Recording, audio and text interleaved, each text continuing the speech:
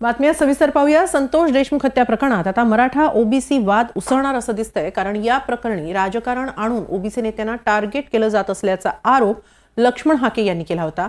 त्याचा निषेध म्हणून संभाजीनगरमध्ये हाकेंच्या नेतृत्वाखाली ओबीसी समाजाने आंदोलनही केलं।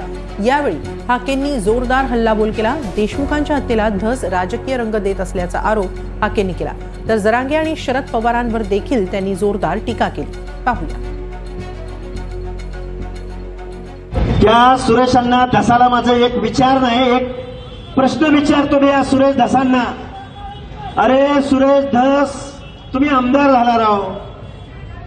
तुम्ही ज्यावेळी अंतर्मनी सराटीमध्ये गोळीबार झाला, माझ्या पोलीस भगिनींवरती विनयभंग झाला त्यांच्या बाबतीमध्ये, बीड शहरामध्ये ओबीसींची घरं जाळण्यात आली, त्यावेळी बीड जिल्ह्यातला गँग्स ऑफ बीड या सुरेश धसाला दिसले नव्हते का?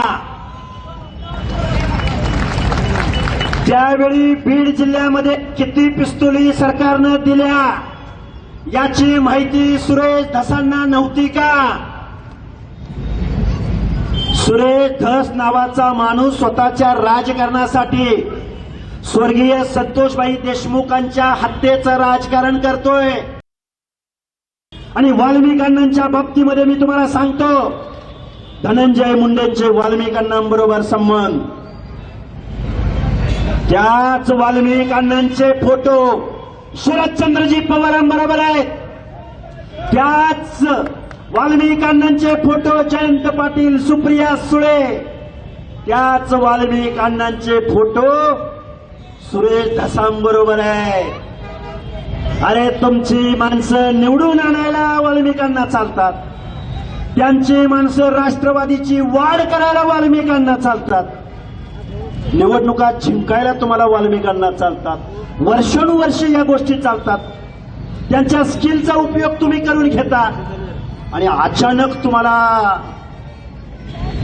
काय काय सुचतं? फक्त धनंजय मुंडे दिसतात। जरांगे नावाचा माणूस, कुठलाही अभ्यास नाही, कुठलंही एकमेकाबद्दलचं काही आरक्षणाबद्दलची कसलीही माहिती नाही, तो माणूस चन्ना टन्ना म्हणून नेता झाला। कडे कडे से जाएंगे, डांबरे डांबरी से जाएंगे, पुन्हा काय म्हणला काल परवा, घरात घुसेंगे, घरात घुसून मारेन, बोलावं लागतंय, दुर्दैवाने बोलावं लागतंय।